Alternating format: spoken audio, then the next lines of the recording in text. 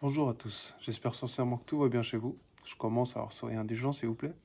On commence sans plus attendre, alors tout d'abord avec le plaisir de retrouver le Paris Saint-Germain, même si on n'a pas vu un match sensationnel non plus. Après cette trêve internationale qui nous a mis en pause après un super enchaînement de victoires, mais aussi beaucoup de questions. On a vu des matchs moins flamboyants et aussi beaucoup de soucis dans les médias, comme d'habitude vous me direz. Bref, vous connaissez aussi bien que moi ce qui se dit, donc on va faire l'impasse. Alors tout d'abord, pour terminer ce match avec les 3 points, c'était important, avec Marseille qui nous colle au train, mais aussi pour recréer une certaine dynamique. Avant ce match contre Benfica pour le retour de la Ligue des Champions, ce Benfica qui a prouvé que c'était un adversaire très sérieux, peut-être l'adversaire le plus sérieux du groupe. Donc c'est absolument contre Benfica qu'il faudra aller chercher les points si on veut finir premier du groupe. Christophe Galtier avec sa compo qui repose les internationaux de retour de voyage et puis par la même occasion qui fait jouer une compo remaniée. Malgré les critiques, il prouve qu'il peut se permettre de mettre Mbappé sur le banc. En lieu et place du coup Ekitike qui a eu son temps de jeu, titulaire pour la première fois. C'est un début assez difficile. C'est pas un mauvais match non plus, mais comment dire, le garçon il a 20 ans, je pense qu'il a besoin de temps de jeu, sauf que avec sa prestation de ce soir et les trois de devant, il en aura pas beaucoup du temps de jeu pour réussir à se mettre dans le bain, de prendre du rythme et des automatismes. Fabien Ruiz aussi, on y a eu le droit, alors j'ai l'impression qu'il a joué un petit peu sur la réserve, mais c'est pas un mauvais match non plus, il a fait ce qu'il avait à faire.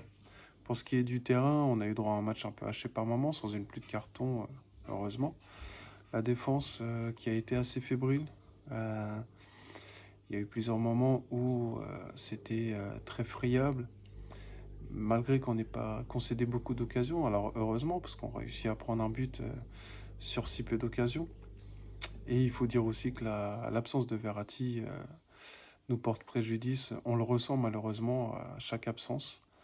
Je commence à me dire que quand il va se rapprocher de la retraite, je ne sais pas comment on va faire pour le remplacer, parce qu'il est très dur à remplacer ce garçon-là. Devant, on a créé beaucoup d'occasions aussi sans être tranchant. Le retour aussi des moments de jeu lent, sans mouvement. Faut dire qu'à certains passages des matchs du PSG, on arrive à se faire chier, faut dire ce qui est. Après, comment ne pas s'arrêter sur le coup franc de Messi? Alors, il est auteur d'un très bon match. Même après avoir revisionné le coup franc, pour tout vous dire, j'arrive pas à voir la beauté du geste parce que quand on le voit faire, ça a l'air tellement facile que ça gâche un petit peu tout. Au passage, c'était une belle faute de Dante quand même. Après, revoir Messi avec un aussi bon niveau, ça fait aussi vraiment plaisir.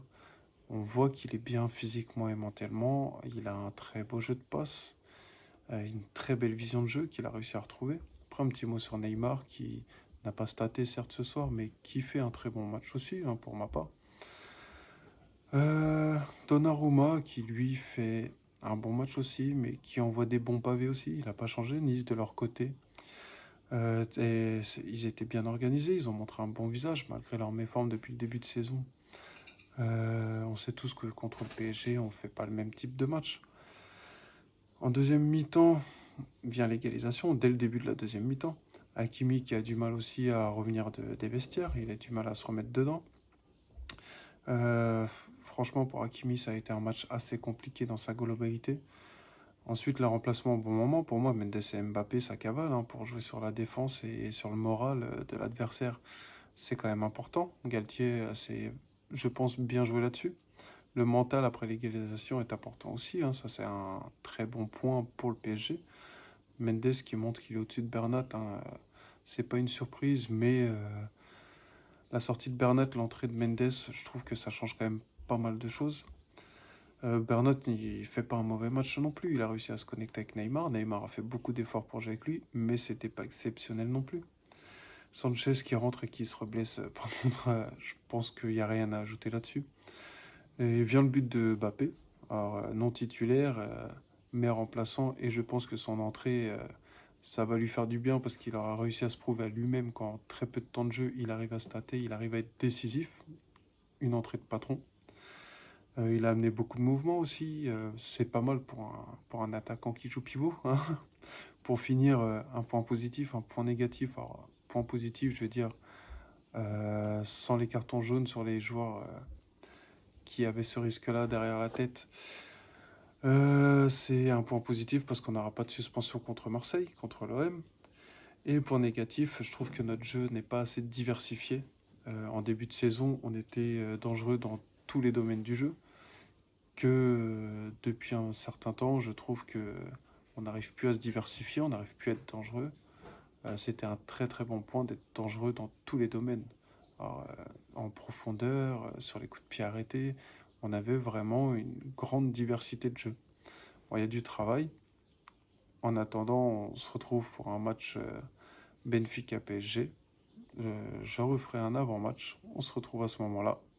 Prenez soin de vous et à très vite.